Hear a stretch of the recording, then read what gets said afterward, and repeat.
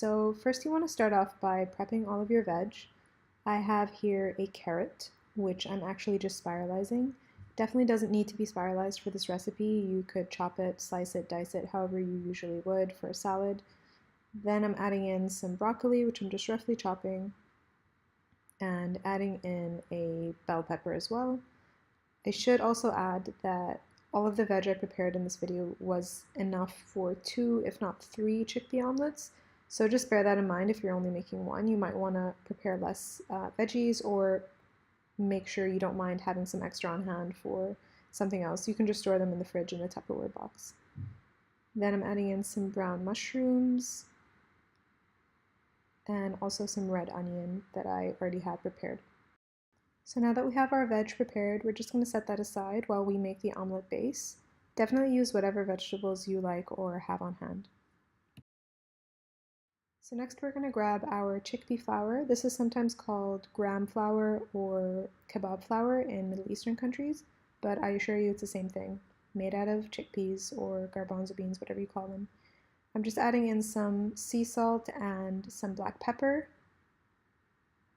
along with half a cup of water.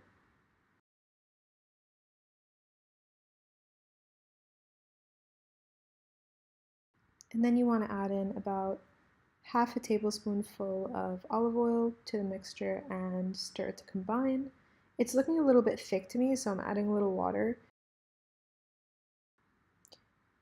Overall, you don't want the consistency to be too thick, but you don't want it to be too thin either, so it should look something like this. So next up, we are going to grease our pan with a little bit of coconut oil and start sauteing our onions, and I've also thrown in some garlic. Then you want to add in the rest of your veggies, and you're going to cook them for about 3 to 6 minutes until soft and tender. Feel free to add in a little bit of water as well if you feel like the pan is getting a bit dry. And this would also be a great time to add any dried seasonings, salt, pepper, etc. And now we're going to add in our chickpea batter omelet into the pan. So make sure you spread it evenly and tilt the pan so that it gets all the way around, especially if you have as many veggies as I do in this one.